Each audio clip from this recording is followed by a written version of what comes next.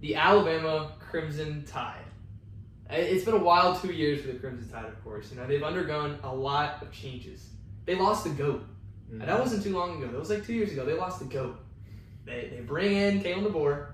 They bring in a completely new staff. And you know what? They didn't do too bad last year. There were some ups and downs. But as far as first coach for his first year at a big school like Alabama, he didn't do that bad of a job. Now, of course, there were some struggles. They lost to Vanderbilt. Alabama lost to Vanderbilt last year. But they also beat Georgia. And they smoked LSU. Ups and downs.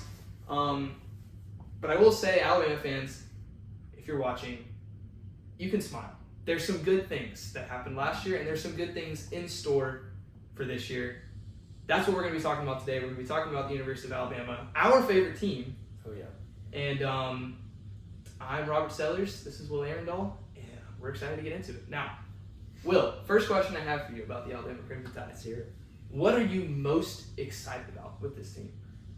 I mean, I can't wait. I mean, literally everything. But I'm most excited about watching our offense play, watching Ryan Grubb. I know last year there were some ups and downs offensively. We came out pretty hot, and then, kind of towards the end of the year, it's just a little off, like everything kind of got. I'm excited about this. Ryan Grubb is our, offensive coordinator. I think it helps. We got more of a pocket passer, I guess, and Ty Simpson. And excited to watch that offense play, but also super excited about the other side of the ball. Oh, yeah, for sure. They're going to be growing on both sides. Let's look at last year, because last year was wild. I mean, it was a wild year for the Crimson Tide. What happened? And, of course, it started with quarterback play. Yeah. That's what everyone was excited about last year, watching Jalen Milroe again. And he was fantastic the first 5 weeks of the season. I don't think people remember. He was the front runner for the Heisman Trophy.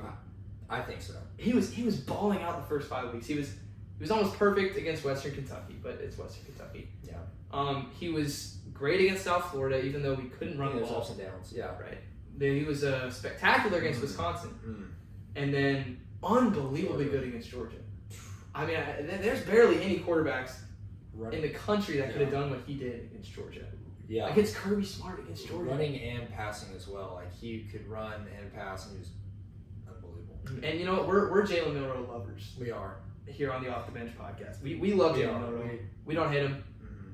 But after Georgia, he played Vanderbilt, and you know what? He was good against It wasn't even on him. I mean, it was not. You can play the, you gotta blame this guy. I'm gonna blame that guy. I would not blame Jalen Milroe at all. I would not either. Yeah. Jalen Milroe actually was 18 for 24 in that game, 310 yards, a touchdown, a rushing touchdown. There was a pick. His one interception was like a drop pass that hit off a Vanderbilt player's helmet, went was it 30 feet in the air, and then intercepted. Adams, or was it Ryan who he threw it to? I think it might have been Ryan. But my point is that Vanderbilt game, he was not bad. No. Those first 5 games of the year, he was the leader of the team. Mm-hmm. He was great. He was Heisman contender. Yeah. He was a good quarterback. And then the wheels kind of started off. They fell off the bus after that. I don't know if you remember, the game after that was South Carolina. Mm-hmm. Jalen Milroe almost single-handedly kept the Gamecocks in that game. I don't want to take any credit away from Shane Bieber and the Gamecocks, but that was a rough one. He threw a couple interceptions, was not efficient, and that sort of bled into the Tennessee game, which was the bottom point, in my opinion, for Jalen Milroe's season last year. That was after South Carolina. It was, and that game, he was so bad. Rough couple weeks. I mean, I don't like hitting on Milroe because I love the guy. It was rough. It was rough that game against Tennessee. Our defense held him to 0 points in the first half. It could not have been a better first half defensively, but you got to score some points other than one touchdown on a fade route to Ryan Williams. There's so much I hated about that game. It was rough. He was awful in that game, and then just sort of against LSU, he was good. Mm-hmm. He only threw for 109 yards, but he didn't really need to throw more than that. And then, he was good against Missouri too. I missed Missouri. Yeah, Missouri. Solid. He didn't do anything special against Missouri. It was mostly defense. Didn't really need to. Yeah, exactly. And then the Oklahoma game. Yeah. 0 touchdowns. Should have been 1 touchdown, but we don't have to talk about that. 3 interceptions, some bad interceptions. Was pressured all night, couldn't run the ball. That game, I mean, Brent Venables put on a masterclass. Whatever he did, whatever he was working on, it worked completely against Jalen Milroe. He couldn't do anything. Yeah. So that was really the main story of the season offensively for the Tide, was the inconsistency at quarterback, I would say. Yes. So statistically, the Crimson Tide last year, in comparison to the rest of the SEC teams, they were 7th in the SEC in yards per game. Not bad. They were 8th in passing yards per game, middle of the pack. With a draft, with the quarterback that got drafted, 8th, not bad. 6th in the SEC in running the ball. Again, Jalen Milroe really kind of took the bulk of those carries. They were 3rd in points per game, which is pretty good. In fact, it's elite. They were 7th in yards allowed per game, and this is the best stat for the Crimson Tide on this whole list. 3rd in passing yards allowed per game. They had a great passing defense. And then they were 11th in rush yards allowed per game, which is rough. You don't want to hear that. Anything in the double digits is not good for a team like Alabama. To be 11th in rushing yards allowed per game, that's a stat that they want to get up. That's wild. 4th in yards allowed per game, or points allowed per game, my bad, which is pretty good. 3rd in points per game, 4th in points allowed per game.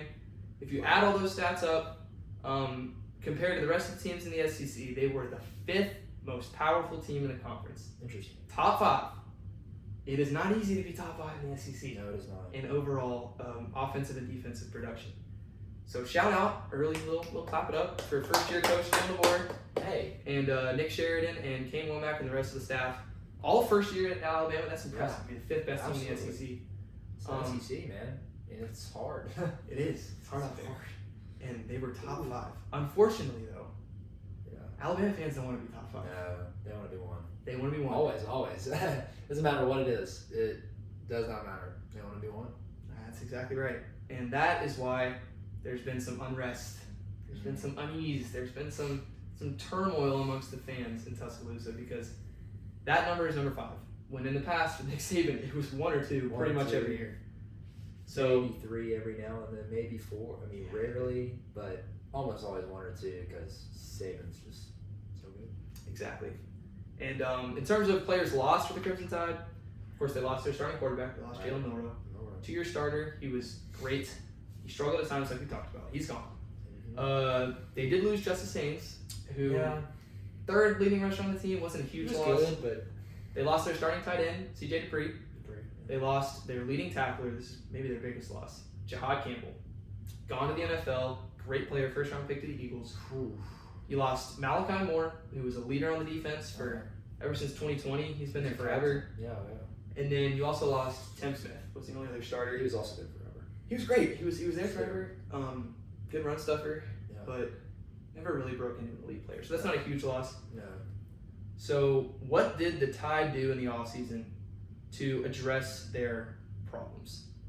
First of all, in the transfer portal, they went out, they got Zay Horton. Biggest transfer acquisition for the Tide. I think so, yeah. Now, Alabama only had 2 wide receivers that had 200 or more yards last year. I'm sure you can guess who those 2 were. Ryan Williams and Jeremy Bernard. Yes, they were.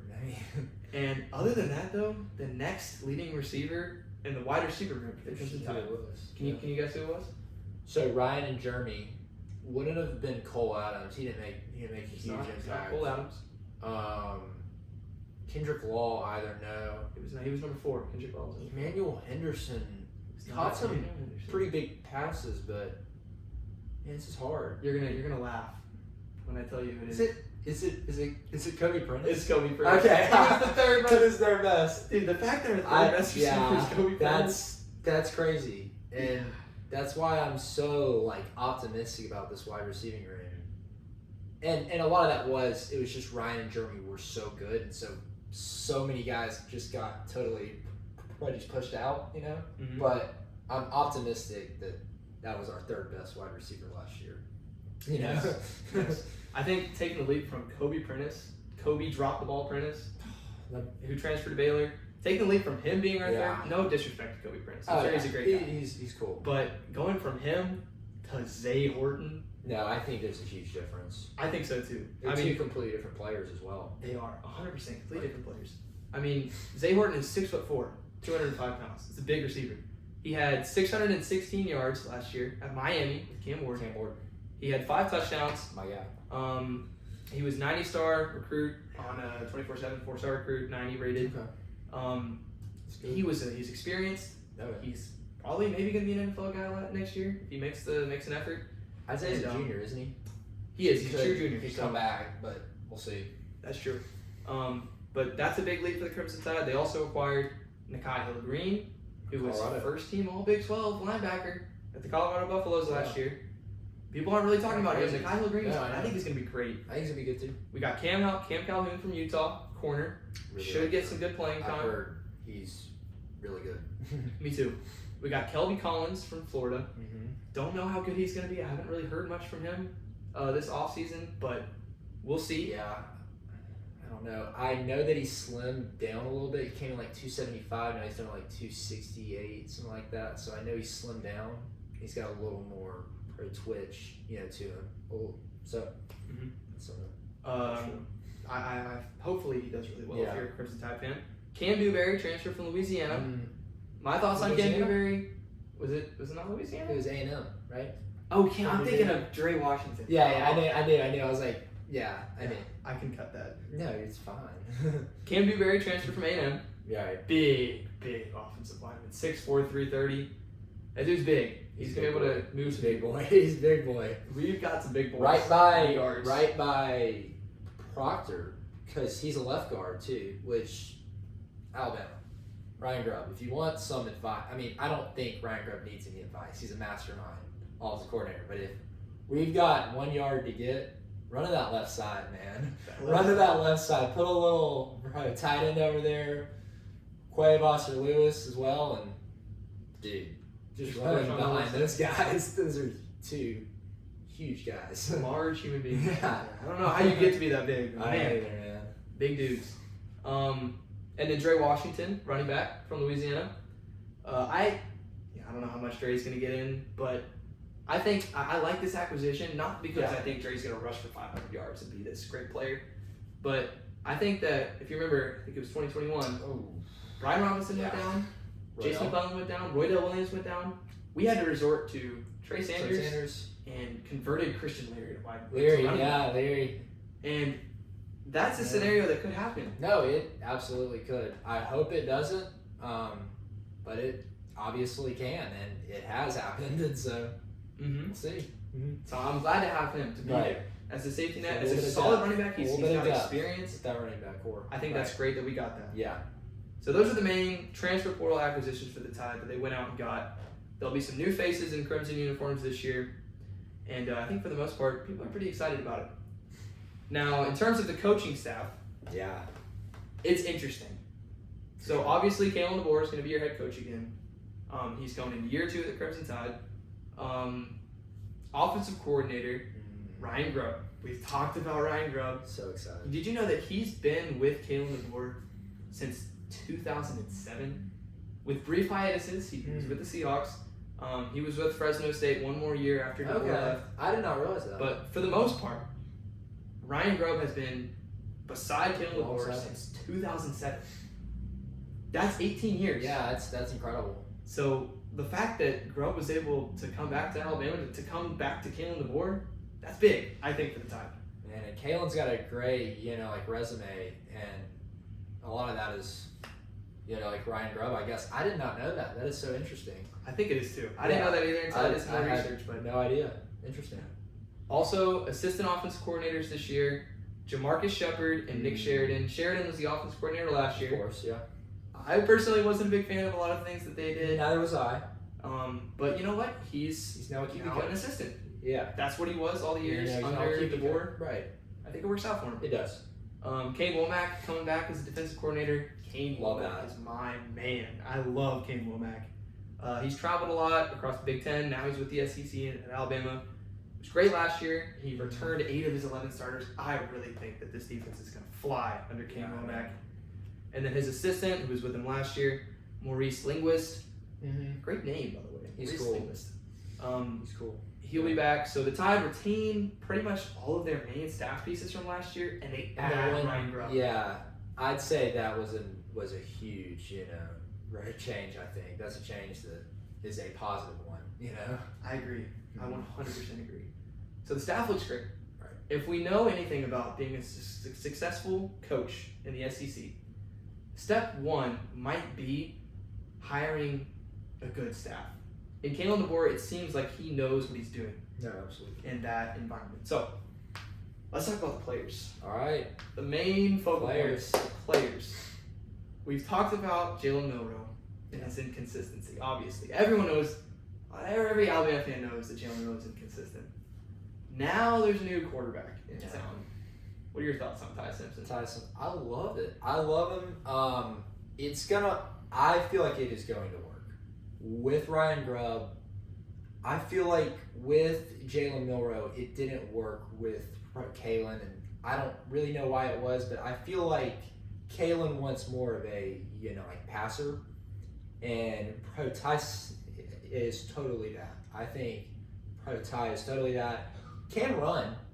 I mean, the guy's got some wheels, not Jalen Milroe, wheels, but can run, but is primarily a, pocket passer. And I really like that with Ryan.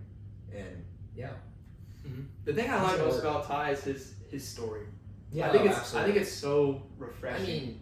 I mean, he was a 5-star quarterback recruit, 98 stars out of 100 on 24/7 Sports, number 4 quarterback in his class. Dude. He comes in, he sits behind, I believe Bryce Young was still there. Bryce Young. He sits behind Bryce Young. Shirted. Yeah. Yep. And then he lost the battle to Milroe, Mm-hmm. and then sat behind him for 2 years. After already 1 year sitting behind Bryce Young, that's 3 years of just no experience. No. Great recruit. He could have transferred anytime he wanted to and gotten a lot of money out of it, which is what most players are doing these days. Right. Instead, he's staying committed to this program, to this coaching staff, which overhauled from when he was there, and now he's getting his starting spot. He has his role. It's I love that that's happened. It's unbelievable with Ty Simpson, and he has no experience, so he's got a little. I think a lot in 2023, that USF game.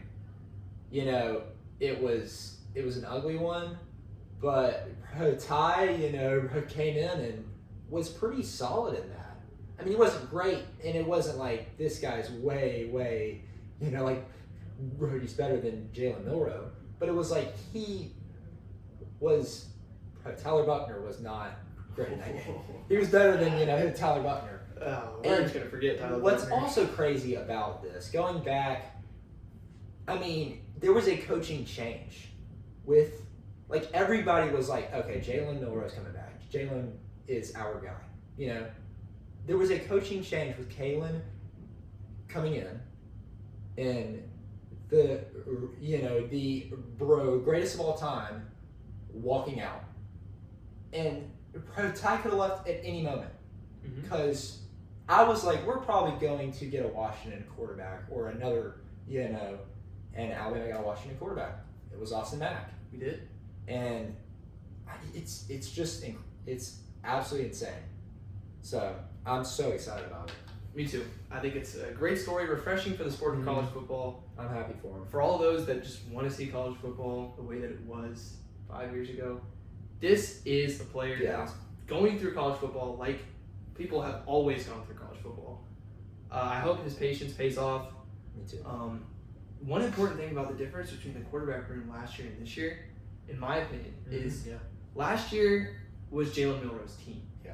In my opinion, if you put Jalen Milroe at one end of the field and Kalen DeBoer at the other end of the field, and you ask the players, where does your allegiance lie? Run to one side or the other. They would have all gone to Jalen Milroe, and that's understandable. He was a great quarterback. He was the leader on this team. Now he's gone to the NFL, which is sad because he was great. But now it's Kalen DeBoer's team. Yeah. Now he can really do what he was there to do. Right. And I think that's the best thing for the Tide, for this upcoming rebuild, if you want to call it that. But I think Ty Simpson, in a way, is Kalen DeBoer's quarterback. QB. So rather than being Jalen Milroe's coach. So I'm excited to see how the dynamic changes. That is super interesting. I think it's going to be very interesting. Now, unfortunately for Ty Simpson, he doesn't start with Louisiana Monroe. He doesn't start with Eastern Illinois. He starts on the road in Tallahassee against Florida State. Yeah. We'll talk about that game later. But he'll be thrown into the fire. Luckily for him, he's got some help. He does. Yeah, absolutely. Running back position. You know who our starting running back is. Jam Miller, baby. We love Jam Miller. That's our We're boy. huge Jam supporters. Yes, And Jam is looking yoked. that's what I've seen. I know you saw those pictures. I know Alabama fans saw those pictures too. He looks huge. There's a picture of him next to Mark Ingram. I believe it was, like him, and it was like, whoa. Yeah. Jam has put on a lot of muscle. He looks Yes. big. No, I agree with that. Jam Miller, he's been eating, he's been hitting the weight room, whatever he's been doing, he looks like a power back, which is different than what he's been. He had 668 yards last year, 7 touchdowns, averaged 4.7 yards per carry. Pretty good year. It Not was a good. great year. He hasn't broken out yet. I mean, Alabama used to just produce elite running Right. back after elite running back, and that's what Yeah. we've gotten used to as He's Tyler not- fans. Right. Jam Miller is not that. He's not Derrick Henry. He's not Jahmyr Gibbs. He's not Trent Richardson. But he is Jam Miller. Dude, he's a workhorse. We'll see if he he works takes a hard. step. I've heard. We'll see. We'll see. I feel like Jam is going to. I have heard from a little bit on, Twitter, just everywhere, that Jam has looked really good. All of Bridge practices, is looking really solid. So I hope that Jam will produce breakout, but I don't really know yet. We'll see. We're just gonna see. But he's looking pretty big. So. Mhm. I mean, he's a That's solid one thing. player. Yeah. I don't know if he's elite. He was a great recruit. We'll see what happens with Jam. Yeah. We'll see. We'll see. Other running backs that I have, Richard Young. Really like Richard. I know you're big on Richard He Young. runs downhill hard. Like, he does not run side to side. He runs downhill, and I like that. I like Yeah. that too. Obviously, we Soft talked about coverage. Dre Washington. Yeah. Also, we got Daniel Hill. Daniel Hill's looking yoked, too. Yeah. He looks like a tight end or like a linebacker. He looks big. Well, that's good for him. And then my favorite, AK Deer. AK, Probably not gonna AK. we don't want to talk about that much because he's probably not going to get much Hey, shout outs yeah. this year. I hope he does. I Yeah. really do. But I love AK Deer. We're not going to talk about him Yeah. right now. Wide receiver room. This has been we've talked about Alabama a lot. Yeah. We talked about the wide receiver. This a lot, has yeah. been our main topic. Oh, of yeah. I conversation. mean, this was all the way back in January. Yeah. I remember probably talking in an Alabama basketball game about our wide receiving room for the next year. Because I was excited, and you were also excited, but I don't know. Well, here's the deal. Where do you start? You When you had talk about expectations. Alabama wide receivers, where do you start? Ryan and Jeremy. Ryan and Jeremy, or more Yeah, specifically, more specifically Ryan, because Ryan. Yes, he's an icon. I mean, he's Ryan Williams. he is Ryan. He's Williams. Hollywood. He is the man. I mean, Ryan, true freshman. I don't think people kind of forgot because Ryan kind of took a step back towards the end of the year. A lot of that wasn't his fault. Most of it wasn't his fault. No. But Ryan Williams was 17 years old. I He knew was you a high school were gonna freshman. say it. I knew you were gonna say He it. was a high school senior and he was balling.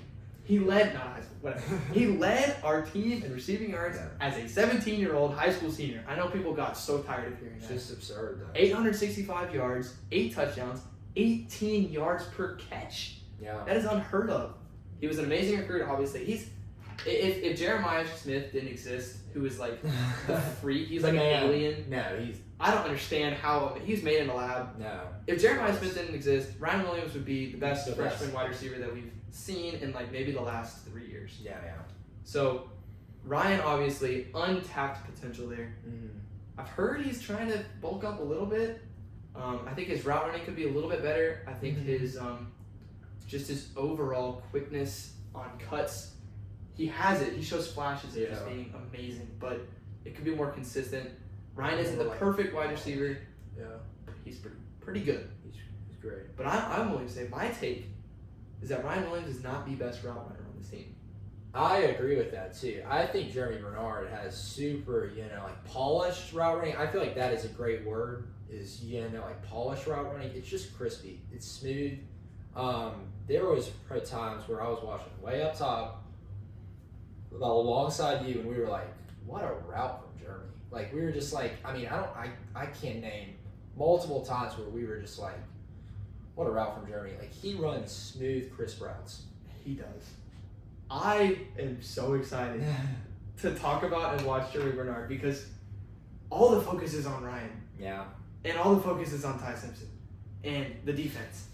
Jeremy Bernard was so good last year.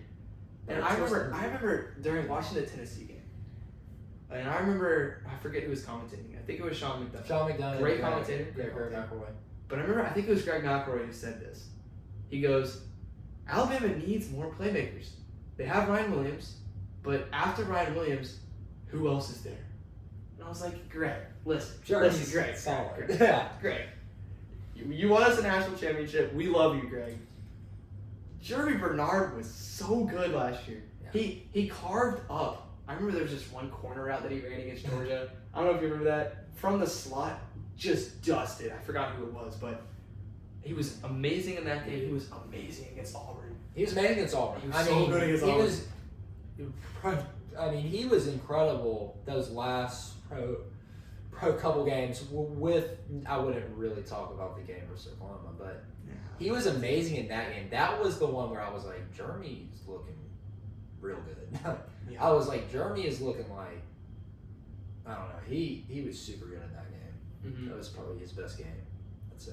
I wouldn't disagree with that. Maybe his best game was Auburn, but he came from Washington, came from Ryan Grubb, came from Kalen DeBoer. He was good on that team. He was the number 4 receiver behind 3 draft picks.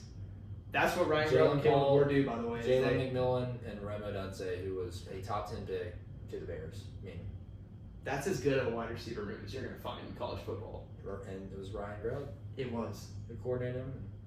Mm-hmm. Yeah. So I am so unbelievably excited about Jeremy Bernard. We talked about Isaiah Horton, and then we don't have to get into this, but the depth of Alabama receivers. Yeah.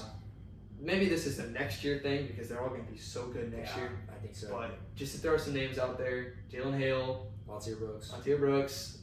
Rico Scott. I think Rico Scott, a name to watch for. If, I'm just saying, Rico Scott, a name to watch for. I like that. Bros in the game. Number 11, watch out. Watch out for Rico Scott. I like that. Also, Jalen Bachway converted from corner to wide receiver. It's going to be interesting to watch. We'll see how it plays out. I don't know. I don't have a tremendous amount of optimism about it, but I hope it works because I really like Jalen Bachway. I actually met him. Mm-hmm. I met him at Alabama Auburn game. It was a college basketball game when Alabama won in 2024. Nice. I did not know that. That's pretty cool. Was he a nice guy? Oh yeah, he was like, man, you want a picture? I was like, sure. There it is, like Jalen Bachway. I didn't Awesome. get a picture with Bach. Well, okay, so that was when, on that exact night, Ryan Williams committed to Alabama. Oh. And wow. Jalen, they went on a college visit, put together and everything. And so I was like, hey, Jalen, appreciate that, like Ryan, was able to pro commit because I knew, Ryan was going to be a great player. I didn't know if Ryan was going to play, right away and, absolutely run away with an incredible year, but I was like, dude, I appreciate that. Ryan Williams, I appreciate it. And so, yeah. That's cool stuff. I like that. Random, but. A little random. Next position group, or next really position is tight end. And I know you have some strong thoughts about tight end, so I'm going to let you take this one. Josh Cuevas, I'm really high on you, man. I don't know if he's obviously not watching this, but Josh Cuevas, I'm super high on you. He was really good in the Auburn game. I realized really all of our tight ends were great because they had a smaller linebacking core. I don't know if y'all remember, but they had a smaller linebacking core, so we were just going right to our tight ends and everything. Cuevas, towards the end of the year, in my opinion, he was our top tight end. Is that a hot take? Maybe over Dupree. I think over Dupree. Okay. So I think it was huge that Josh Cuevas, returned and everything, and I think it's huge because Josh Cuevas was at Washington, also transferred. So it's one of Ryan's one of Ryan's guys, Mm. one of Ryan Grubb's guys. So I'm Yeah. very high on him. He's probably, in my opinion, the most underrated player on our offense. Well, underrated guy that's, I don't know. He's one of them, I'd say. I like that. I'm excited about him. I'm not as excited about Josh Cuevas. I mean, I think he's going to be good, but he hasn't really done much. He had 218 yards and a touchdown last year. Was not really recruited out of high school. Yeah. He could be good. I don't think he's going to be like unbelievable, but we'll see. He might be a good safety valve for Ty Simpson. I hope so.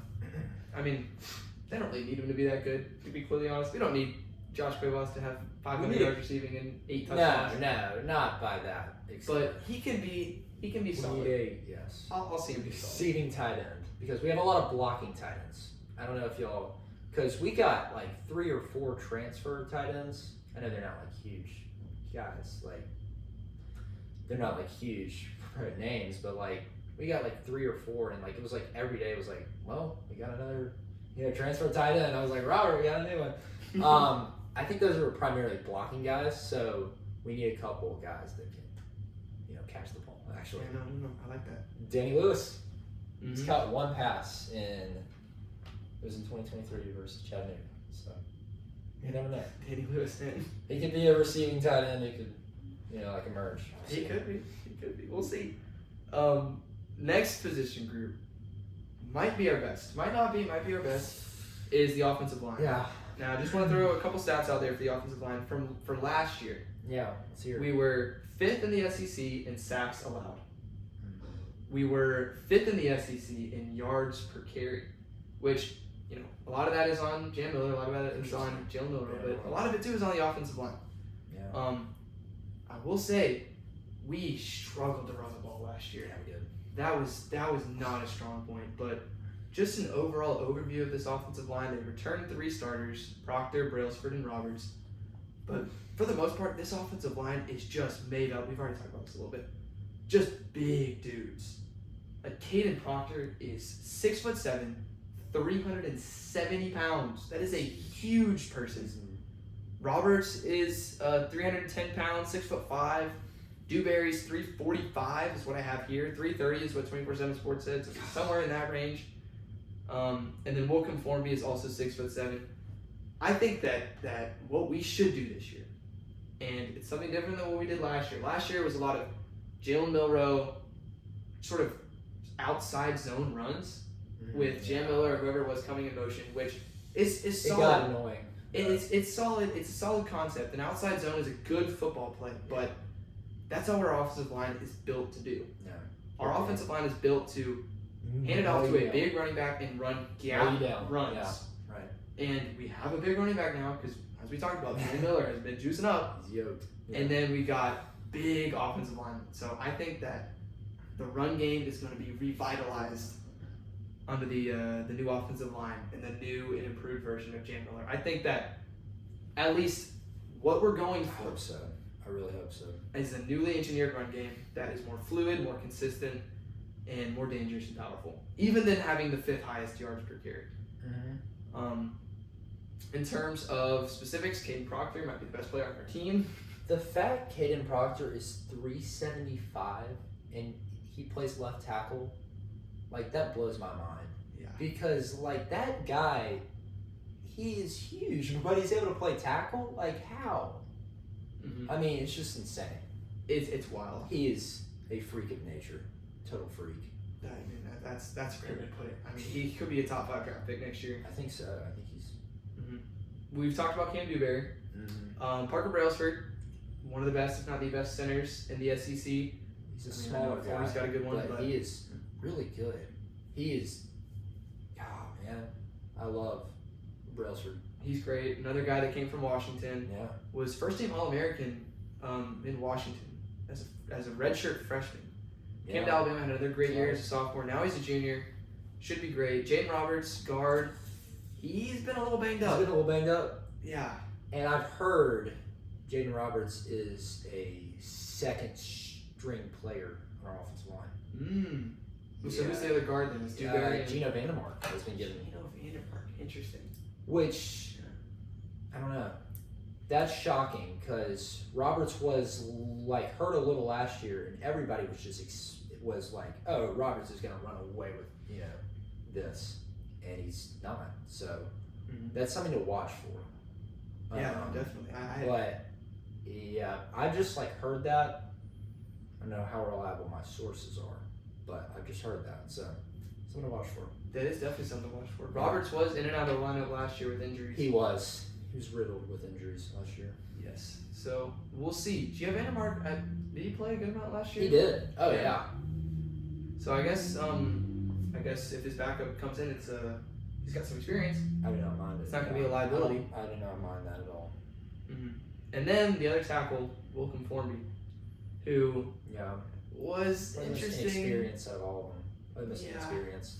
I would say so. He was not great against South Florida. USF game was rough.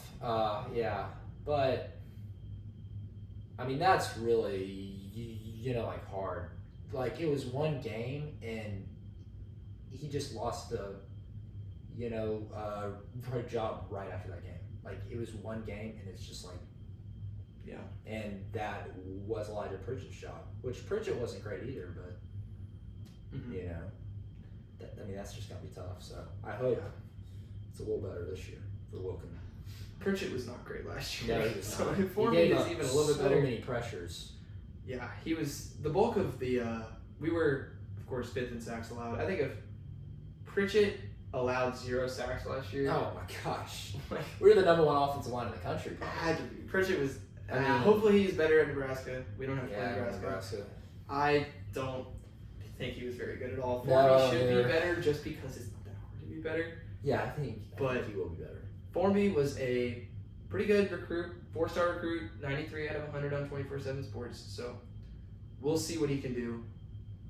Next Visitor Group is the one I'm the most excited to watch. This is mine. This is mine as well. For a lot of reasons. This is mine. The defensive line. Yeah. Now, they're anchored by LT Overton, who is the number 2 really defensive end prospect in this upcoming draft. Is that real? I wonder what guy's number 1. TJ Parker. Shout out Oh, to yeah. TJ Parker. Dude, he's an Alabama native. Really? Yeah. I didn't know that. And was just I am going to Clemson. We should have had him. That's a loss. We should have had him. I remember watching that guy's, her commitment and everything. But well, LT's gonna be great. No, yeah, he will. I'm excited about him. Also, Tim Keenan. We love TK. We are Big a 9-6 podcast. Oh yeah. Man. He's my favorite. He's a big He's boy. awesome. He's he's only 6'2", 326. The next guy you're about to talk about may be one of my favorites. Is that James Smith? James Smith. I love James Smith. I'm super excited about James Smith. You know what I think is funny about James Smith? Yeah. James Smith does not exist in EA Sports College Football 26. He does not. Which he's is one of my favorite thing. players. I know. I noticed that last year and this year because I was excited about him last year. Because, I don't know why he doesn't exist. It's this random other guy. It's Derek Fisher. Fox or something. Or Lamarcus Fox. It's this random dude. I'm like, who is this? The fact we know that name. The fact we both know that name is not good. It's wild. That was why not. is You James play Smith that here? game too much. Anyway, James Smith does exist in real life. He's a beast. Not only does he exist, but he's also 6'3", 296 pounds. The Michigan game? And great. he was great. in the game. He had like 2 sacks in a row. I was like, whoa. Yeah, we forget most of the stuff in the Michigan game. Yeah, we do. But we don't have to forget that. We don't have to forget how good James Smith was. Great in that. So I think that our defense was good in that game. They got put in a terrible position a lot of that game. Yeah, and they still turnovers. They still did a pretty good job. I'm so excited for this deal. The thing I'm excited most about, the thing that I'm worried most about, is Alabama's lack of getting to the quarterback. Okay. We were 14th in the SEC in sacks last year. Yeah. For the Alabama Crimson Tide to be 14th in any stat. Never had much for a rusher last year. We did not. We had Quay Robinson, then he got injured. He got injured against LSU. Yeah. He did. A big loss. So that was rough losing him, but we really need to get to the quarterback. We did. That was really one of the main issues with this defense. One of the main reasons that we struggled in some of our games. Even against the second half against Georgia, Carson Beck had all day to throw back there. No, he did. Because when we stopped blitzing, we blitzed a lot. When we didn't our blitz, blitzes were so aggressive at the beginning of that game. It was awesome. And all throughout pretty much the whole season. But when we didn't blitz, when we blitzed 4, when we blitzed 3, just straight up concepts like that, we could not get pressure. I remember watching the highlights of the Vanderbilt game We and my realizing gosh. we had Tim Smith as an edge rusher on third Oh, and yeah, nine. yeah. Tim Smith was edge rushing. I don't get that. Tim That's Smith's a great such player. a conservative idea. I don't know. It just makes no sense. We need a Dallas Turner. We need a Yeah. Chris Braswell. We need a Will Anderson that can rise up and just fly off the Maybe edge. that's where the next guy comes in that you're about to say. It could Guessing. It could be Russo. Quay Russo. It could be. Yeah. It also could be LT Overton. Another guy, yeah. We'll just have to. Someone's got to step Oh, up. I agree. Russo was great. He was a great recruit. 96 out of 100 on 24/7 Sports. Redshirt sophomore. Yeah. 36 tackles last year. 1 sack. I gotta think. What you think? Quay Russo and James Smith, they went to Carver Montgomery, the exact same high school. So it was like a package deal. Like I remember watching that and I was like, we just got him, you know? But Quay Russo, another guy that lost a little bit of weight, so he's a little more twitchy is what I've heard. He's a Okay. little quicker. So could probably, I don't know, Interesting. I did not know rush that a little either. better than, last year. I don't know. We'll see. Well, out of the 4 names I just mentioned, the 4 linebackers / defensive ends / defensive tackles that are going to be rushing the passer Yeah. pretty much every passing down, combined between the 4 of them, there is a grand total of 6.5 sacks. Yeah, That's it. not it. not great. That's not good at all. We have, if you're an Alabama fan, I'm trying to say we as less as I can. because I want to be unbiased. on this Unbiased. Yeah, We're doing this episode for us because Yeah. we love We Alabama. love football. Alabama football. But as if you're an Alabama fan, you have to hope that these defensive linemen get home because they have not. No, they haven't. So Although, how are you gonna run on those guys? How are you gonna utilize? How is Roydell Williams? Well, I won't say that. You can cut that because Roydell has a big game. I don't want to get posted, so cut that. But how does any running back run against those guys? Those guys, I have no There's some idea. big boys and some dudes who just are run stoppers. So it's Mhm. gonna be interesting. I think it's a solid group, though. It I'm is. excited to watch that group. I mean, they were 11th last year against the rush, so they're gonna have Yeah. to step up. No, definitely. But I think that this defensive line is going to be so fun to watch. I'm just excited to see because someone's got to step up and rush the passer. Someone has to. So that's the Right. biggest weakness, in my opinion, of the LT. whole Alabama team is the lack of edge rushers. that I this would team has. agree. Maybe it's. I mean, who knows? It could be someone out of the blue. It could be Keon Keeley who steps up. I don't think it's going to be. Beyonce Pierre? Could be Yonsei Pierre. Beyonce my Pierre God. could be one of those guys. Jordan Renaud could be. Maybe. I've heard, Jordan Renaud's played really well. And you could also rush maybe Kelby Collins at times. He's not as big as Tim Smith was, so you can kind of rush him. You can kind of, Yeah. get away with rushing him, I think. No, I like that. I like that. So Linebackers? that's where we got with defensive linemen. Linebackers, I think It's maybe our best part. I think it's our best unit. You think so? I mean, It's it's headlined by Agent Zero himself. D-Law. D-Law, Deontay Lawson. What a stud, man. Which I don't know how good Lawson's gonna look right away Mm. because of that. He had no injury from last year because it was probably a torn ACL, right? I think it was a torn ACL on his right I forgot knee. about that. So I don't know how good that he's gonna look. But you've also got Justin Jefferson and the Colorado transfer Nikai Hilgren. Nikai Hilgren. I can never remember his name because it's such a Yeah, it's- wacky name, It's a random one. Well, I'm excited about Deontay Lawson. 76 tackles last year, second on the team, behind Jahad Campbell. Being behind Jahad Campbell is not a bad thing at all. That dude was a menace. You could rush him anywhere. Mhm. You could play like him anywhere. That's Yeah. why he's so good. Pretty much. Deontay Lawson, top 5 draft prospect at linebacker. Mm. He should be, when he gets fully healthy, the leader of the defense. I think so. And just a stud. That man is so good. He's such a good tackler. He's great in Yeah. coverage. He is good in coverage. I mean, he really is.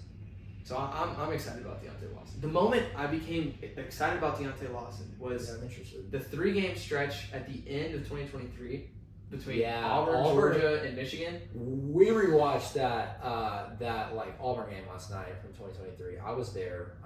It was amazing. But he was all over the field, and I didn't remember that at all But I was like, Lawson was everywhere in that game. It's crazy. All over the place. Even against Michigan, that's the saddest game ever, man. I'm so sad watching. I don't even want to talk about it. But Deontay Lawson was great. Moving on, because I don't want to talk about the Michigan game. Justin Jefferson. I think Justin Jefferson, he's not like a 3-down linebacker. No. I think he is elite in pass coverage. He's quick. He is. He can move. He's not very big. He's only 6'1", 228. No, he's not big at all.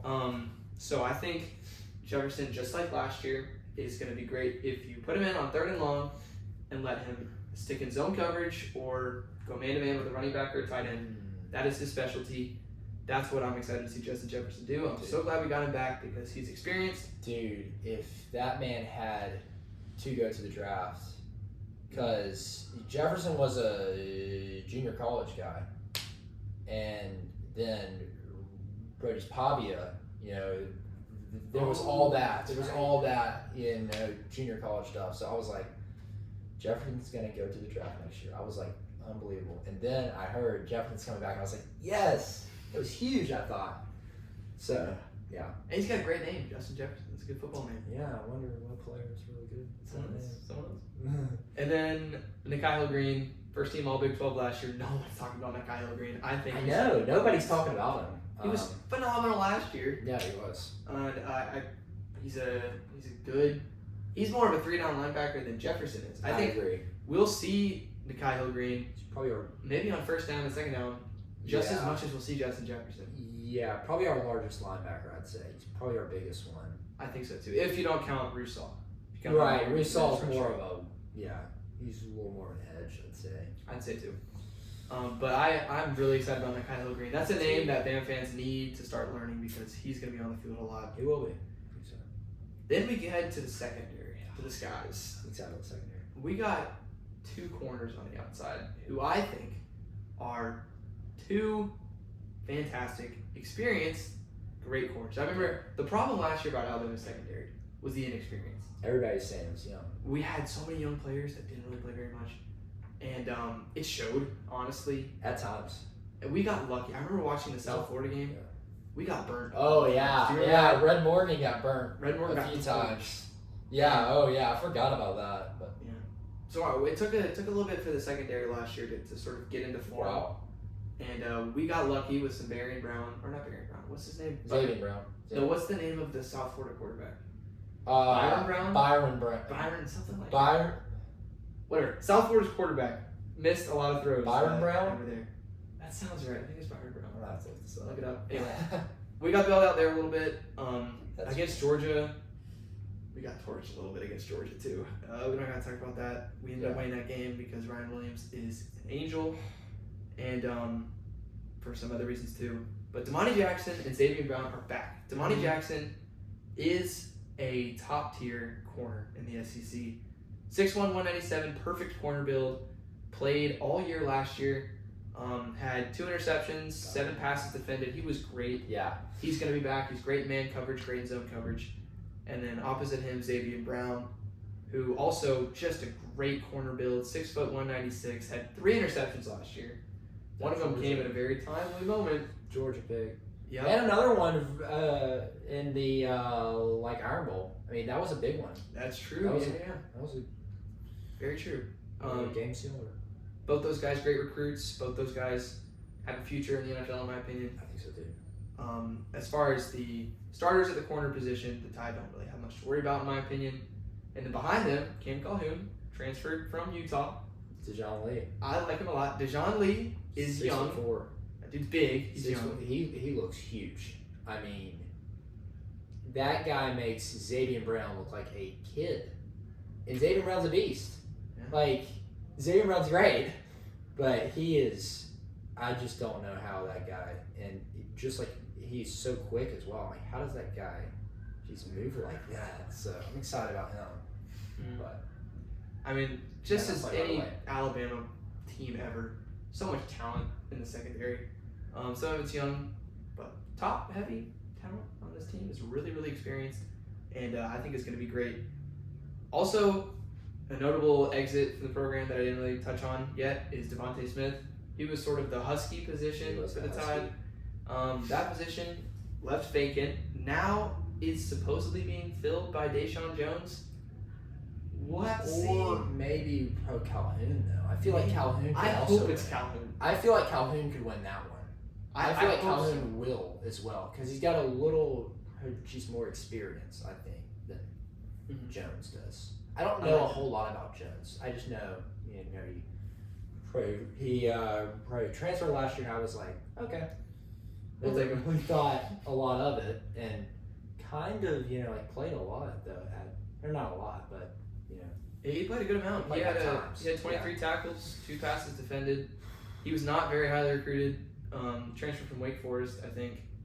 And I don't know. I think he's more built for the Husky position. I think Cam Calhoun's more built for being an outside corner. Oh. But if we can get Cam Calhoun on the field as much as we can, I'm happy with that more so than Deshaun Jones. I think Calhoun's more talented. Did you talk about Bray yet? We're getting there. Okay. We're getting. I'm sorry. I We're didn't spoil it. Cut that Safeties. Now you can talk about Bray. What are your thoughts on Bray Hubbard? He may be my favorite player on this team. Like, Bray Hubbard is awesome.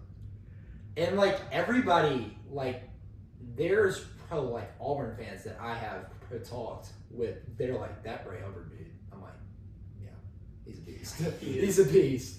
He hit so hard that, like, LSU hit on, was it Caden? It was Josh Williams.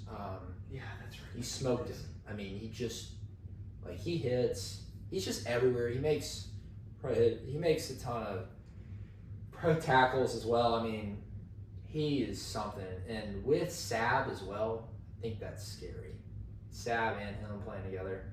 I think that's just real scary. Mm-hmm. Well, here's some Bray Hubbard stats. Okay, So let's hear him. Bray Hubbard was not a starter at the beginning of last year, right? He's not. The safety duo was Malachi Moore and it was Keon Sabb. 2 great players. Also really good. Keon Sabb went down with an injury. I forget exactly when it was. I think It was the Tennessee game, I think. and that might have been. I think he was a little banged up before that, but I think maybe I the think Tennessee he game was, when and got that injured. and then he got like hurt again, and then it was like done. Mhm. It just sucked. Well, whatever it was, Keon Sabb was having a great year. Bray Hubbard came in, wasn't even starting, and had 57 tackles on the year. That's a lot of tackles for a guy that didn't even start at the beginning of the year. He had 3 interceptions, 2 passes defended. I think Bray Hubbard is just going to be legit. If he stays healthy, which he I'm stays, not sure, yeah. I think that Bray Hubbard is going to be one of the leading tacklers on this team. Yeah, I think he's a tackle machine. He is, and he's great in coverage too. Do you remember his interception against Missouri? Oh yeah. I swear, I thought He might came have got from cooked on that so play. far across the field to make that pick. And I don't know if it showed on the, like highlight reel, like on the Reach broadcast or whatever, but he tracked a lot of ground, I remember. He did. So, If I remember correctly, we were in like cover 2 man, yeah. and I think it was Luther Burden was running down the sidelines, guarded. I think he was guarded by Xavier Brown, but he had a step, and what was it? Drew Pine. Drew Pine was Drew passing Pine the let ball. the pass go. Drew Pine was throwing the ball, come on. Yeah, that's true. But Bray Hubbard came from deep safety and just ran all the way over and picked it off, kept his foot in bounds. I mean, that was very impressive. Also, I got to see his performance live against LSU. Yeah. Man, that big hit you talked about on Josh Williams and the interception. And the pig, yeah, right on the ground. Where he had to dive for it. Yeah. I think Bray is going to be one of our best. I think he's going to be a players breakout on player. defense. I think he's going to be great. I agree. Other safety position, Keon Sabb. He was pretty great too before he went down with an injury. 6'1", 206, similar build to Bray, a little bit smaller. He had 39 tackles last year, 2 interceptions, both in the same game. In Western Kentucky game. Yep, Yeah. which maybe was just a product of T.J. Finley not being a very good quarterback. He was not great in that game either. No, he was not really great ever. No disrespect to T.J. Finley fans out there, but I don't think there's many of them, but who knows? no disrespect to T.J. Finley, but Is he at Pro Tulane now? I think Is he got kicked off the team though or something. I think he got in trouble. yikes. I don't know, Well, maybe. prayers up for T.J. I don't know, Finley. maybe. Anyway, Keon Sabb should be a great player. If he stays healthy, again, this Tide team, even if he doesn't stay healthy, we have a pretty good backup safety option. Uh-huh. Zay Vincey. Zay Mincy's I like great. Zay Mincy, He was man. awesome in the ReliaQuest Bowl. I remember like his jersey. That was a rainy game, and his jersey was like grass was all over it because it was rainy, and it was kind of I mean like he was everywhere though, and that's why like bro's jersey was so grassy and stuff. But Zay Mincy, super high recruited player. Like he was also a 5-star, super talented player. So hopefully Zay can Hopefully. go out. I think that if one of the safeties goes down, hopefully they Yeah. don't, because these two safeties Yeah, are great yeah. with Bray Hubbard and Keon Sabb. But last year they were great with Malachi Moore and Keon Sabb. One of them went down, and we had Bray an came emerging star fill his place. I think, hopefully they don't, but if one of them gets injured, Zay Mincy could be the emerging star that fills in for them. Absolutely. So that is, for the most part, the personnel for the Alabama Crimson Tide. Kicker and punter. Kicker and punter. We can talk about Get it. it. I don't even really know. Who's our kicker this year? Connor Talty. He was supposed to kick last year, and then Graham Nicholson came in, of course, and so. But I think Connor Talty came in that 2022 class. I don't remember though. I would have to look, but I think it was the 2022 class. So we'll see. What is Our some research punter? on it, I maybe? do not know. Don't remember who our punter is. We lost James Burnett. We lost Dude, Burnett, James which Burnett. is crazy. Yeah, James Burnett was there since 2021. Mm-hmm. Right. Good looking man, James Burnett, man. He's a good looking I man. don't get it. A lot of people said that, and I just don't get it. I don't see it. But He's a good looking guy. He's a great punter. he was player. great. He wasn't Aussie. He was great, man. So we'll miss James Burnett. Hopefully his replacement is anywhere near as good Solid. because he was great. Just a couple more stats for the Crimson Tide. This is a very interesting one. This Let's hear it. might have been part of the reason why the Crimson Tide struggled in some of their games.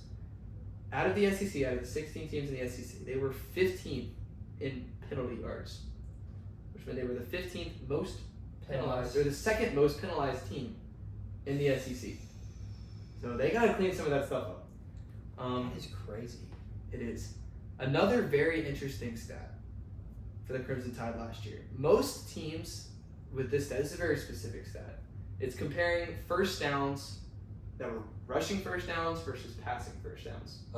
Most teams are not very close. Like, for example, LSU had 197 passing first downs Right. and 79 rushing first downs.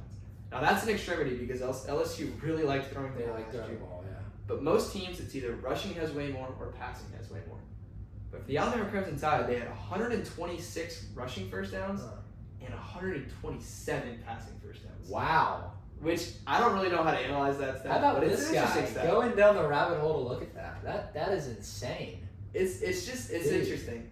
It meant Yeah. that we tried to be balanced last year. Oh yeah.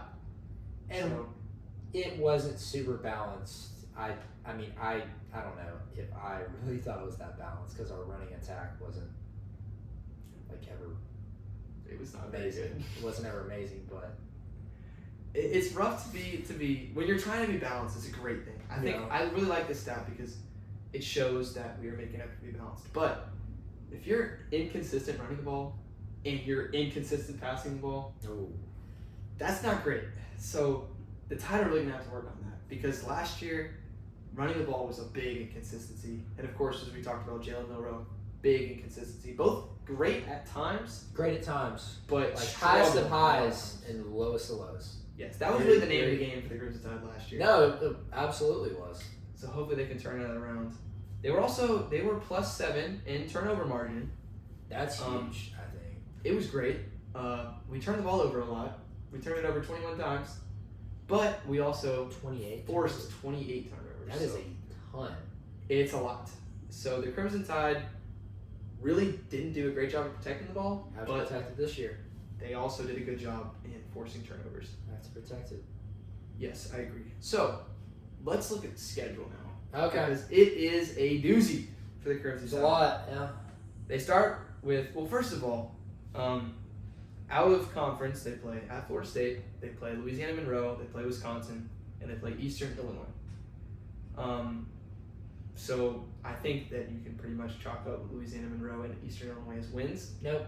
I I think they're gonna be. No, I'm just kidding. Those are the struggle ones. And then we got 4 home games and 4 away games in the SEC. Our home games are Vanderbilt, Tennessee, LSU, and Oklahoma. And our away games are, Alabama's away games are Georgia, Missouri, South Carolina, and Auburn.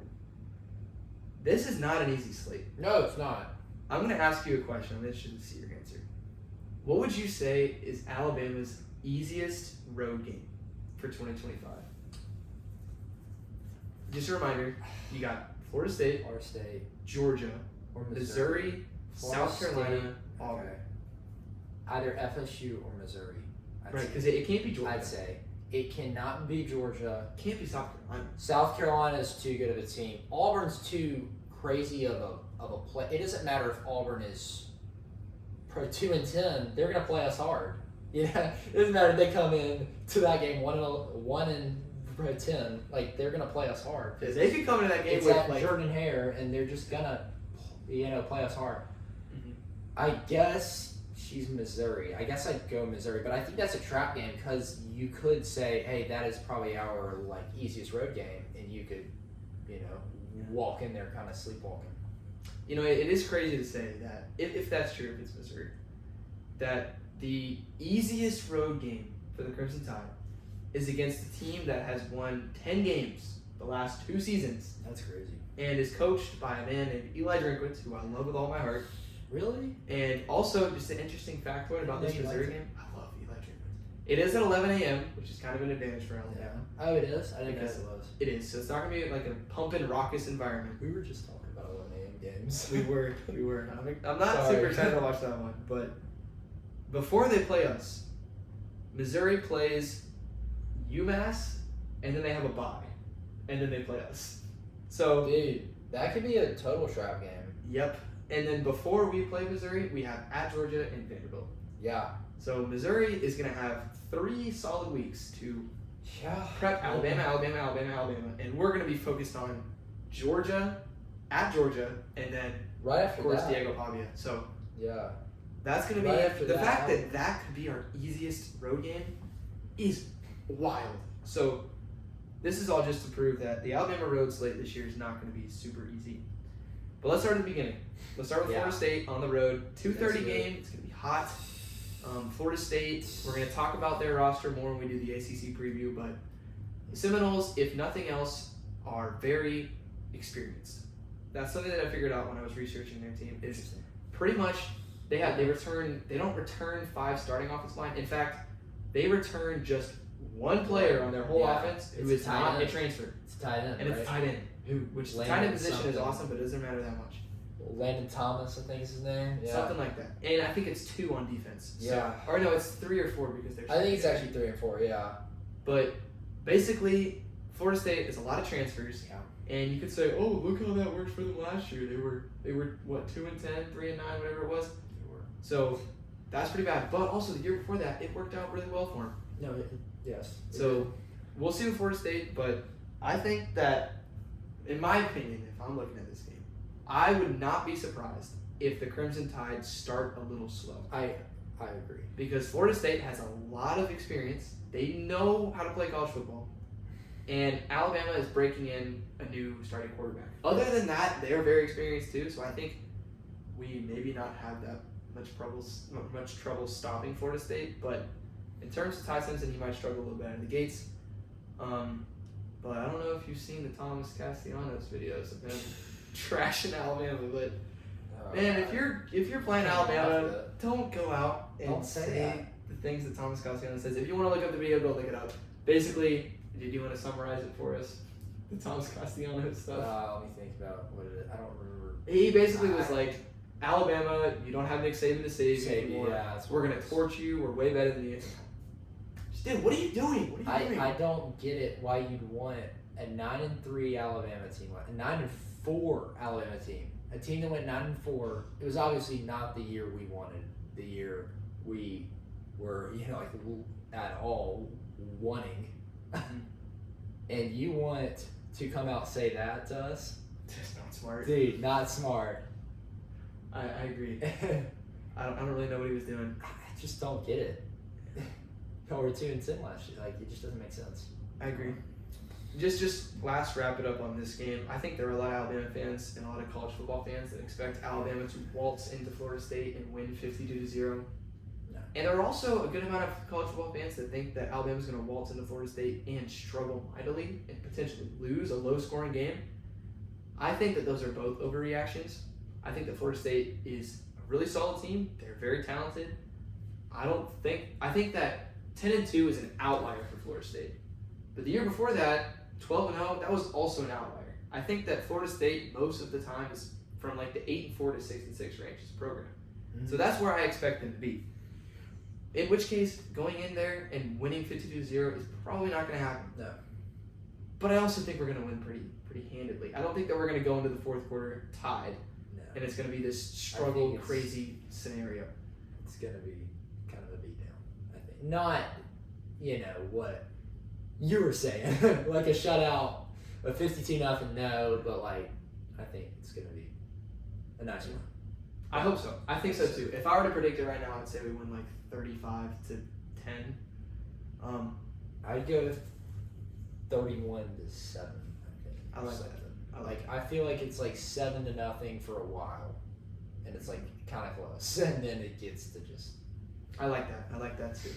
Then we play Louisiana Monroe night game. Yeah, That should be fun.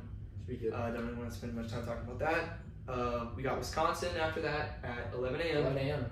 It's an early kick. It was an early kick last year, and boy, we did not struggle at all against the Badgers last year. It looks like we might, and then we just didn't have any trouble.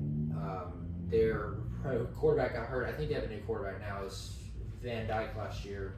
I believe it's a completely is it a completely new quarterback? I don't know. They do have a new quarterback. So he's completely different than Transfer from last year. Maryland, Billy Edwards Jr. Oh yeah, I remember him. Yep. He won against Auburn in 2023. So I remember watching that game. That was a good one. He was okay. He threw for 2,881 yards, 15 touchdowns, and 9 interceptions at Maryland. They got a good receiver, Vinny Anthony. Oh yeah, I've heard his name. They got a pretty well-rounded defense. I don't trust their offensive line at all. I think that also Wisconsin has like the hardest schedule on the planet, by the way. If you're a Badger fan, That was like it's gonna be rough. Vandy. That Vandy had a super tough one too. Well, Wisconsin, I Vandy, think Florida always have tough ones. they do. They always get the rough end. But Wisconsin has us. They have like Penn State, Michigan. I think they also play Oregon. They have a stretch which is just brutal. But anyways, I don't think we should lose that game. Then we have a bye week. Yep. Then we go to Georgia. That might be the biggest game of the year for obvious reasons. It's been the biggest game of the year in college football for like 5 or 6 years. Oh yeah, I mean, I've huge. loved Those the Georgia-Alabama rivalry that has blossomed before our eyes. That's a huge one. I mean, absolutely pretty massive. These programs, just massive programs that have won so much, the last couple of years. So it's gonna be good. It feels like we've gotten them at like home a couple of times, and they finally have us on the road, or they've got like us at home now. Definitely, it's the first Last time since 2015. 2015, It was at like Athens. So, and but one thing, we played them in Atlanta a lot, so you gotta say that because we don't really lose much in Atlanta, but Georgia's gonna be interesting. Georgia really struggled to run the ball last year. Also, interesting about Georgia, we'll talk about this more in the the SEC preview that we do, but in terms of the power rating system that had Alabama at 5th, which is combining stats that are just the straight up yards per game, passing yards per game, rushing yards per game. So how well you moved the ball, how well you ran the ball, how well you passed the ball, and then the same thing on defense. So how well you stopped the run and stopped the pass. Georgia was the 9th best in the SEC in stopping the ball. It's like all those stats, they averaged to be the 9th best. So weird. The team that won the SEC was the 9th best in the most straight up basic categories of college football. It was such a weird year last year. It was. With Georgia, it was wild last year. It was. So it's be interesting to see how Inconsistent. the Dogs change. They have a lot of turnover. They sort of get to ease into the year before they play us. They also have a bye coming out of it. They do. It'll be a 6:30 game. It'll be a night game. We can all pretty much expect to see some fireworks that game. I'm excited to watch it. Yeah. Then after that, we play Vandy. Yeah. This is the same as last year. We get them at home this time. I think it'll be the 2:30 game. You think so? It's I either going to really be looked 2:30 into it. or 6:30, depending on the other game that week is Florida Texas. That'll be two. That should be the That'll night be game. That should definitely be the night game. That'll be I'm excited to watch that game. But we should be the 2:30 game. That was going to be interesting. I mean, they had our number last year. We'll see what they got this year. I would be shocked, beyond shocked, if Vanderbilt was able to beat us again. They played a perfect game. I of think football we're against us last year. pretty ready to go for this one. I don't think you've got to say anything, right to those guys. I don't think Kalen's got to say anything. It's just, let's go, let's go roll. No, I Because- agree with that. Pavia said a lot in the, off season and stuff. There's been a lot said, so I think those guys are ready. I hope so. I will say, And what if that's right after a loss? I'm sorry, I just totally cut you off. no, that's fine. What if that's right after a loss versus Georgia? I wouldn't want to be Vandy. I mean, ooh. Just a point I want to make. Last year, when Vanderbilt beat Alabama, I was split into two because the first part of me was the Alabama fan, which hated to see that. Yeah. Hated to see us beat Georgia and then lose to Vanderbilt. Are you kidding me? It's Vanderbilt. How do we lose this game? The other half of me is the college football. Yeah, it's Vandy. Vandy beat Alabama. Yeah. Are you kidding me? No, I The agree. juggernaut of I was the Alabama same way. losing to Vandy, like that's college football at its absolute I was the best. same way. I was so mad and so Happy. happy at It the was same so time. weird, but So if Vanderbilt waltzes into Bryant Stadium and beats us after they just beat us last year, and Diego Pavia has some sort of career day, it's gonna be the same thing all over again. I'm gonna be mad because we I just will lost to be- Vanderbilt again, but at the same time, it would be so awesome. I don't would be know. much more mad. Really? I mean, yes, I do not like Pavia. He's on my nerves. Don't talk about my He's on my super nerves. Diego like I that. think a lot of people are just pretty tired of him. I like He's a Diego. lot like Johnny Manziel. I mean, he's not partier like Johnny Manziel. He doesn't do any of that, but the things he says some crazy stuff. So I think we're gonna win that one. I really do. But if we were to lose that one, I would be a lot more mad last year. 'Cause last year that was like, oh my gosh, like Vandy has never won anything that big of a game, like any game that huge to win against number one Alabama. And you were the laughing stock for years and years, So it's Definitely. crazy. So I was pretty happy for him. Absolutely. After the Vandy game, the Tide take on Missouri. We talked about it a little bit. Missouri's coming off UMass bye week. Then they play us 11 o'clock at their place. Missouri's been one of the top programs in the SEC for the last couple years, so we'll see if they maintain that. They got Bo Pribula coming in at quarterback from Penn State. He's very inexperienced. I don't trust him to be a great quarterback, but They're right. they also have Ahmad Hardy transferring in from, I think it was Louisiana Monroe. It might have was been like Troy. Akron. It might have been Akron. Might have It was been like a smaller. I don't remember exactly who. It was Louisiana Monroe. He had Monroe. 1,300 yards and 13 touchdowns. Yeah, last I year. mean, he had Which just is unbelievable year last year. But making the jump from Conference USA to SEC. SEC is a big jump. So we'll see about Missouri. It is a road game against a good SEC team. Sun Belt. Sun Belt. They might be. I don't know. Sorry, Louisiana Monroe fans. We don't really know that much about y'all. We'll see y'all. in We'll week see two. y'all. We'll see y'all in week 2. Then we got Tennessee at home, coming off a loss to Tennessee. This is another interesting one.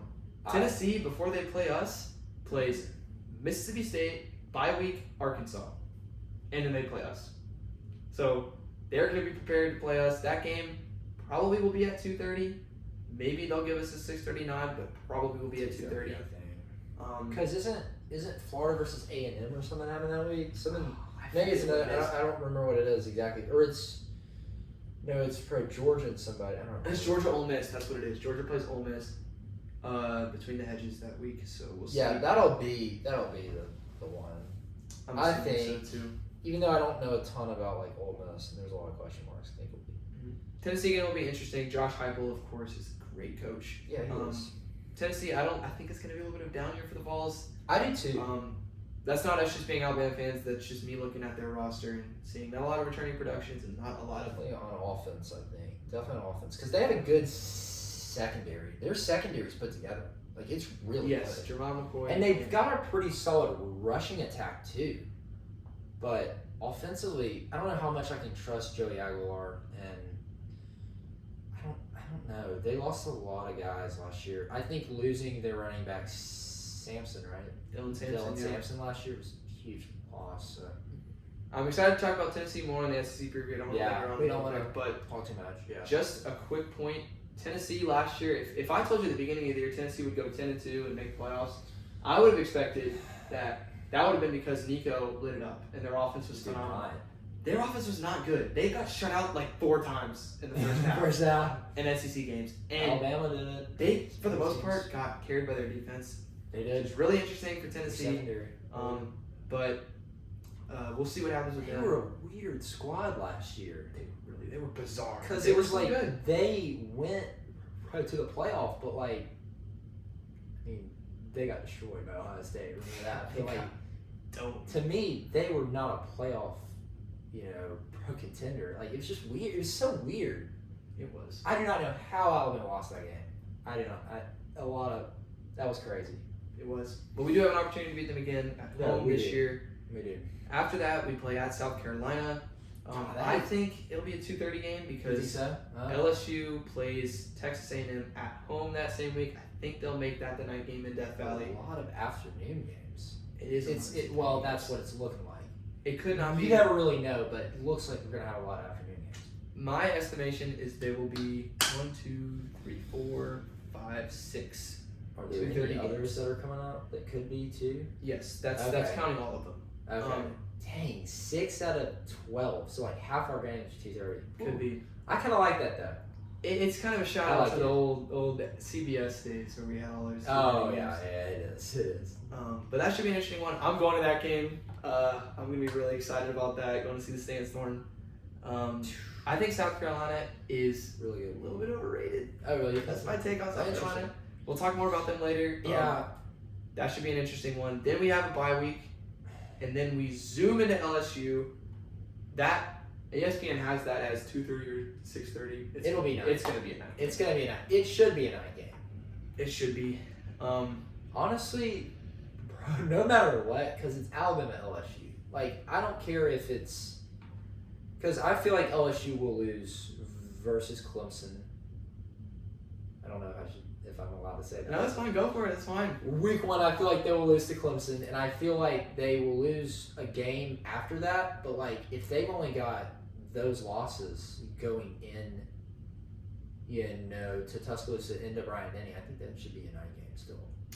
Even with even with maybe 3 losses, I think that's a night game still because it's just such a huge rivalry every year. It is. So, to find the SEC I don't know what other British matchups are, going on that week. I haven't really looked at that. I haven't looked at it either because I just assumed it would be the night game. Yeah. We, offensively at least, have kicked LSU's teeth in the last couple years. That was with Jalen Milroe. With Jalen Milroe, he did a lot of that. 4 rushing touchdowns in both of those games. Man. But LSU's not just gonna roll over and let us beat them like that again. They've got a super talented squad. They do. That is one of the marquee games of the year. Then after that, we play Oklahoma. Oh, is Oklahoma then Eastern Illinois? Yes, it is. Oklahoma, I think it's about a 50-50 chance whether that's going to be a 2:30 or 6:30 game. Honestly, it doesn't matter that much because the sun's going to be setting for the second half. It'll be that night game. Yeah, it will be. They're coming off a bye week before they play us. Of course, we all know what happened with Oklahoma last year. Yeah. In my opinion, the 2 main reasons that we just got smoked in that game were A, our failure to run the ball or really was terrible on first down. We could not run the ball. So what Oklahoma was able to do is put 2 small edge rushers on the side and just blitz right past their tackles. because we dropped back and passed on 2nd and 3rd and long every single play because we could not run the ball and we were too afraid to throw the ball on 1st down. So offense needs to have a completely different mindset about this because Brent Venables is a genius. And then defensively, we just refused to try and stop the run. But I think Oklahoma is going to be a completely different team this year. I am really excited about Oklahoma. I think they're going to be great. I think John Mateer is the top 5 quarterback in the nation. A lot of people talked about him this week. We'll see what happens. With the Venmo. Yeah, with the Venmo. That's true. He's got some stuff going on. I still think he's going to be really good too. I've heard. I haven't watched him ever because he was at Wazoo last year, right? He was. I didn't watch that. It was the Pac-2. I didn't watch any Pac-2 games. I didn't watch it either. But just some stats. He had 3,139 yards passing, 29 touchdowns to 7 interceptions. Yeah. And he also had 826 yards on the ground, William. And he had 15 rushing touchdowns. So he had 44 total touchdowns last year. Beast. And only 7 turnovers. Of course, that was in Washington State. But it just sounds like I mean, that's just is gonna work with Oklahoma. I feel like they've always got those just high, probably crazy fast, offenses. So I feel like it's just gonna work with John Mateer. I think so because too. Those numbers are absurd. They are crazy. I agree. So that game, I think, is one of the slept-on games that Alabama has. I think it's going to be a really big one. Yeah. Playoff hopes might hinge on it, depending on how the rest of our season goes. Then we got Eastern Illinois at home. Stressful game, 1 o'clock on SEC Network. Then we finish it up with at Auburn. Just be ready for stressful, for no reason. Everything going out the window football because it's Jordan Hare. It could be the night game. That's the thing that's going to be interesting to see because Texas plays Texas A&M on Friday night. Georgia plays Georgia Tech on Friday, I think. They do. So they play them in Atlanta in the Mercedes-Benz. Mercedes-Benz. So we could get the night game. I hope they just give it to 2:30 for tradition reasons, but we'll see. I hope it's not a night game. Auburn, of course, is coming off of a bye week, and then Mercer, and they play us, so they're going to be game planning for us like they always do. They have a strong roster. We'll talk more about Auburn later on. I have some doubts about Auburn, but I also think there's a lot of things to be really excited about if you're a Tigers fan. I agree. Obviously, we are not, but we are out there, and they're great people, and their team has got a lot of good things. They've got a lot of good things going on over there. They do. That's going to be a stressful one. I don't like to do best case scenario, worst case scenario because I think that's so dumb. Because people say, honestly, they're going to win this game. You could go 0-12. Let's be real. We could. We go 12-0. We go 0-12. That's best case scenario is 12-0. Worst case scenario. I think it's funny because if you look back at last year, right, and you're going through, did anyone give Florida State a possibility that we go 2-10? Mm-hmm. Or did anyone say, you know what I think Notre Dame's going to do? I think Notre Dame's going to beat A&M week 1 in Kyle Field, and then they're going to lose to, what was it, Miami of Ohio? Yeah. No, it was Northern Illinois. They beat A&M on the road, and they lose to Northern Illinois, and then they win the rest of their games to make it to the national championship. Yeah.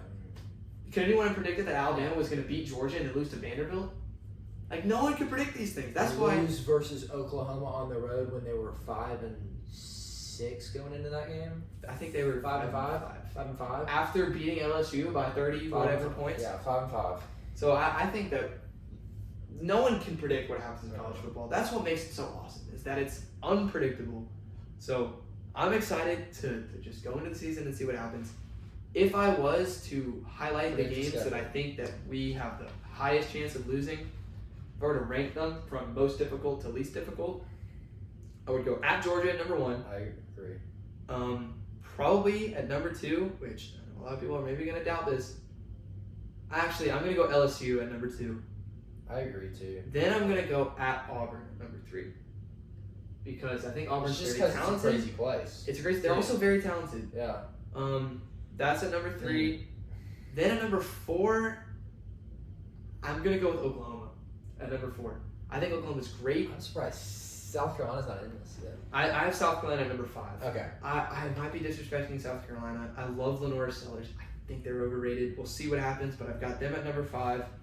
At number 6, I'm going to say at Missouri, 7 Tennessee, 8 Vandy, 9 at Florida State, 10 Wisconsin, 11 Louisiana Monroe, 10 Eastern Illinois. That's what I'm going to say. I think every single game on this schedule for Alabama, they could win. They will be favored, I think, in every single game except for Georgia. They obviously can beat Georgia. I think that Alabama has as talented of a team as any in college football.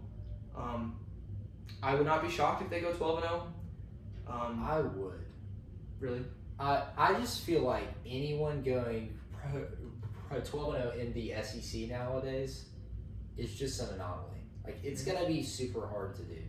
And I feel like every now and then it will happen, but with this type of schedule, I mean, I don't know if it... I feel like 11-1 is that's our top case scenario. Like, that's Okay. like the best we could do. Just because it's just so hard to... I don't know. No, I I hope see I'm that. wrong. 12-0 is great. And we're splitting hairs at this point. 12-0 Yeah. or 11-1 is both great. They're both, like, super solid. I think Alabama's going to contend in the SEC to make the SEC championship. I agree. A lot of people are saying, and I've heard this so many times, if Alabama doesn't make the playoffs in 2025, they're going to fire Caleb DeBoer. No, If we don't make the playoffs in 2025 Yeah. because we lose to Georgia, that would be a mistake. and then we, get upset by Oklahoma, and then we lose to Auburn, or whatever it is, whatever combination you want to make, and we miss the playoffs. If we fire Caleb DeBoer, a huge mistake. it will be the biggest mistake It would set us maybe in the back. history of Alabama football. It would set us back so much. It would be awful. The amount of money that, oh my god. We would have to pay out his We have contract. to buy him out. We also lose his whole staff. We lose Yeah. all the great recruiting that he's done. We can talk about recruiting for like 3 hours. Yeah. We've been amazing. Yeah, we've been during amazing recruiting this cycle. summer. Yeah. So I think that Alabama could make the playoffs. I'm not here saying Alabama's the best team in college football by far. They're going to go 12-0 and win the national championship. I think that it's realistic to assume we could miss the playoffs.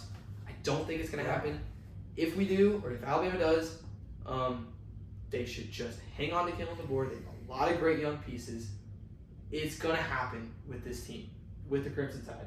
They are going to return to the top of college football. If it's not this year, I'm confident. it's going to be in the next coming years because they're doing something special over there with the coaching staff at Alabama.